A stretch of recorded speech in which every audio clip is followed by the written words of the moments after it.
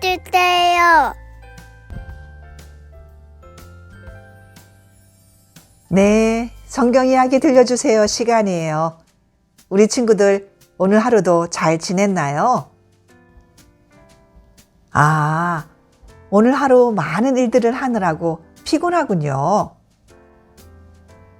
피곤하고 힘들어도 잠자기 전에는 꼭 깨끗이 씻는 것 잊지 마세요. 우리 친구들이 밖에 나갔다 들어오면 더러운 먼지와 세균들이 우리 친구들을 따라 들어올 수 있거든요. 그래서 밖에 나갔다 들어오면 제일 먼저 손을 깨끗이 씻어야 해요. 우리 친구들이 제일 좋아하는 노래를 한 곡 부르면서 손에 비누를 묻혀 문질문질 신나게 씻어보세요. 그러고 나면 기분도 좋아질 거예요.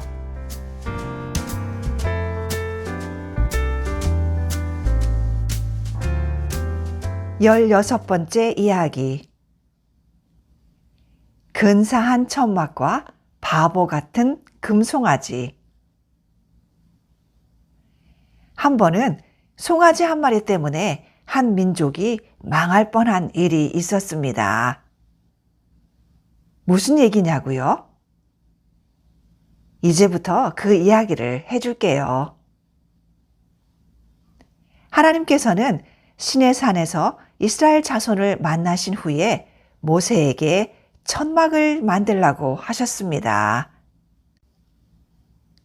천막이라고 하니까 시시하게 들릴 수도 있겠지만 당시에는 대부분의 사람들이 천막에서 살았습니다.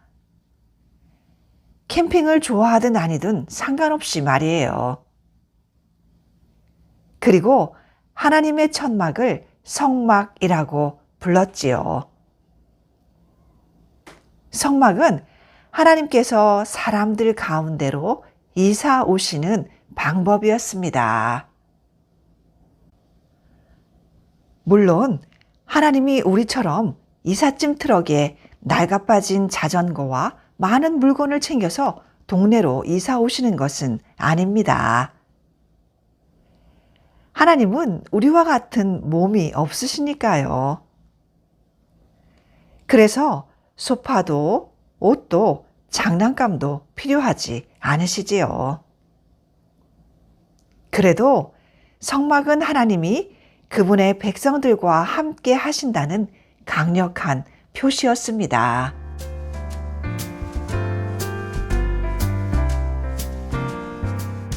그런데 모세가 하나님의 성막 짓기를 시작하기도 전에 하나님의 백성은 자기들 마음대로 하나님을 나타내는 물건을 만들고 예배를 드리기로 결정했습니다. 하나님께 예배를 드릴 때 우리가 하고 싶은 대로 하는 것은 언제나 좋지 않은 생각입니다. 모세가 하나님을 만나고 산에서 내려와 보니 이스라엘 사람들이 춤추며 노래하고 있었습니다. 그들은 하나님을 위해 춤추고 노래한다고 생각했지만 사실은 그렇지 않았습니다. 그들이 예배하는 신은 자신들을 위해 직접 만든 가짜 신이었습니다. 하나님을 볼 수 없고 산에 올라간 모세도 보이지 않았기 때문에 그들은 눈에 보이는 신을 만들어야 한다고 생각했습니다. 다른 나라 사람들이 자기 신들을 위해 신상을 만드는 것처럼 말이에요. 하지만 이건 역시 정말 좋지 않은 생각이었습니다.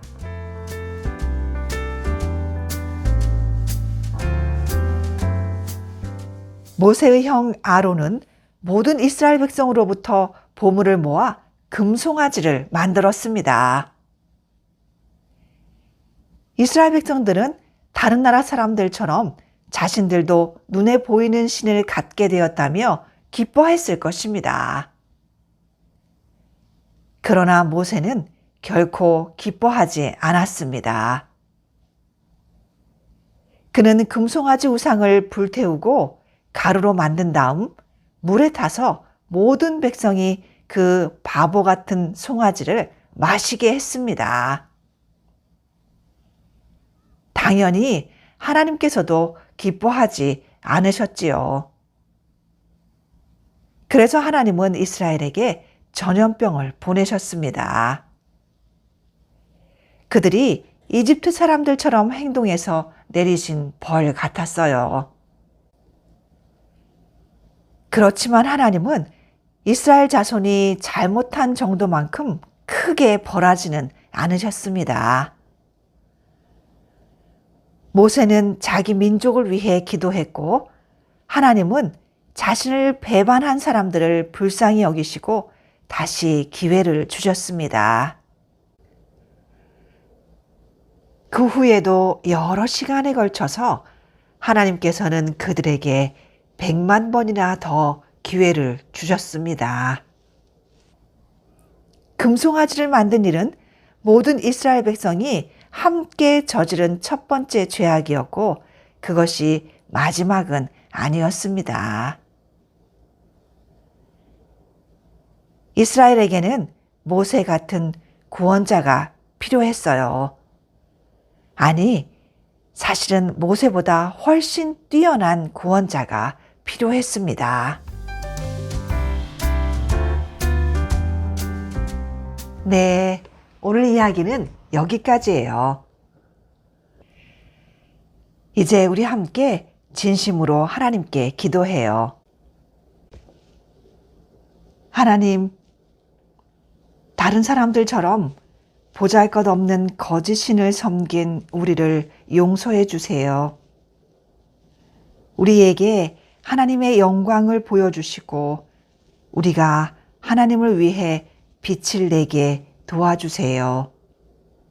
예수님의 이름으로 기도드립니다. 아멘.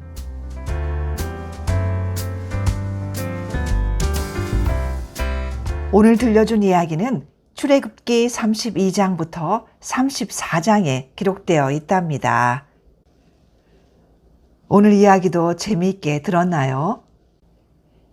날마다 성경 이야기 들으며 하나님의 말씀을 기뻐하는 우리 친구들에게 하나님께서 큰 복을 내리실 거예요. 오늘도 꿈사랑 오늘 성경과 함께 하나님의 말씀과 가까이 하는 시간 갖도록 해요. 이어지는 이야기는 다음 시간에 해줄게요. 다음 시간에 꼭 다시 만나요. 그럼 잘 자요. 구독과 좋아요, 그리고 알림 설정 부탁해요.